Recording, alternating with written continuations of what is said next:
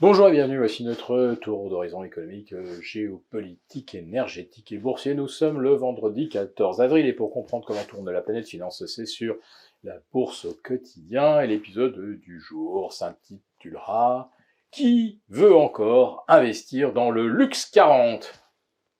Ouais, il faut le débaptiser, le CAC, hein, ça n'a plus de sens aujourd'hui. 80% de la performance se fait sur 5 titres.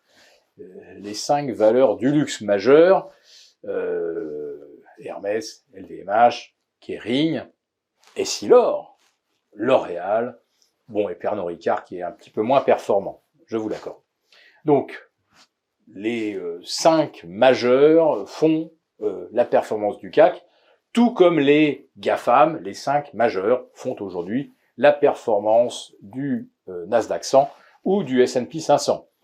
Je pense que j'ai lu, et vous l'avez certainement lu également, que pour le S&P 500, ce sont les 20 valeurs qui affichent les meilleurs scores cette année, et qui sont pratiquement toutes, d'ailleurs les 20 premières capitalisations, qui assurent 90% de la performance. Ce qui veut dire que le reste ne fait quasiment rien. Et quand je dis rien, j'exagère à peine. Parce que si vous retirez les valeurs du luxe du CAC 40, vous vous apercevez alors que les volumes, qui sont déjà très faibles globalement, hein, il est rare qu'à 13 heures, on ait dépassé le milliard d'euros sur le CAC, alors que il y a quelques années, c'était plutôt autour de 2 milliards à la mi-journée. Là, on est sur des volumes tous les jours, comparables à un creux de mois d'août, et où l'activité se concentre en plus sur les valeurs du luxe, parce que ce sont les seuls qui attirent en permanence les capitaux, ce sont les seuls que les algos renforcent en permanence, en vertu du principe que quand on est sur des titres qui surperforment de 3, 4, 5 fois l'indice sous-jacent, eh bien il faut même avoir un peu plus de ce genre de titres plutôt que de courir après le papier. Donc, si vous retirez en plus de ça les valeurs du luxe, vous vous apercevez qu'il n'y a absolument aucun volume sur le reste des valeurs du CAC 40. Autrement dit, il n'y a rien, ou quasiment rien, dans les carnets d'ordre. Donc, ça monte de façon funiculaire, mais je dirais qu'on monte, c'est un petit peu comme de la vapeur d'eau. Si d'un seul coup, des gouttes se mettaient à tomber, rien ne les arrête, parce qu'il n'y a strictement plus aucune substance dans ce marché, il n'y a que de l'algo et du suivisme quantitatif.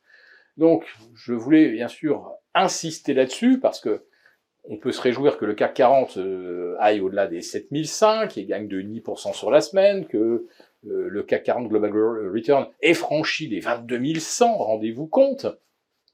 Mais il faut avoir conscience que nous sommes purement dans une forme de fuite en avant, et qu'on veut ignorer en fait tout le reste, qu'on se dirige probablement vers une récession, d'ailleurs tout le monde le dit maintenant, le FMI, l'OCDE hier, qui a revu à nouveau à la baisse ses perspectives de croissance pour 2023, on a des signaux c'est même pas un coup de frein, c'est les 2 pieds sur le frein dans l'immobilier aux États-Unis, tout le monde va aller le nez dans le pare-brise, et on fait comme si pour l'instant on circulait tranquillement sur une route ensoleillée, alors que qu'est-ce qui se profile? De la récession, et d'ici je pense 4 ou 5 semaines, une véritable interrogation.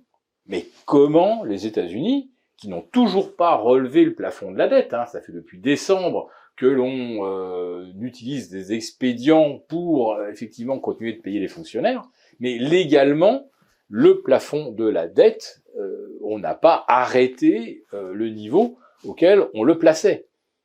Donc ça, c'est une question qui va devenir de plus en plus brûlante dans les semaines qui viennent. On va avoir les résultats trimestriels qui devraient confirmer que l'on a bien un ralentissement. Les bénéfices, à part le luxe, ont tendance à se contracter.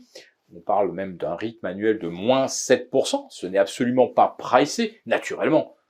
Pas pricé dans un CAC à 7005, ni dans un Eurostoxx à 4004. Donc, il n'y a rien de pricé aujourd'hui, et on a une sorte de fuite en avant, parce qu'on se dit qu'on ne peut pas arrêter de pédaler, sinon le vélo va tomber. Eh bien, le principal obstacle, je le répète, ça va être le refinancement de la dette américaine, avec aujourd'hui 50 pays de par le monde qui se montrent réticents aujourd'hui à utiliser le dollar, c'est-à-dire en fait à financer, à acheter de la monnaie dette et à financer la dette américaine. Voilà, donc on a l'impression qu'on met 1, 2, 3, 4, 5 épaisseurs de bandeaux sur les yeux pour ne pas voir ce qui nous attend sur le bord de la route. Et tout ce que les opérateurs ont envie de voir, effectivement, ce sont les profits mirobolants des valeurs du luxe. Mais le luxe s'adresse aux riches, et le problème aujourd'hui, c'est qu'il y a une majorité de gens qui le sont beaucoup moins depuis le Covid et avec la récession qui s'annonce. Très bon week-end à tous.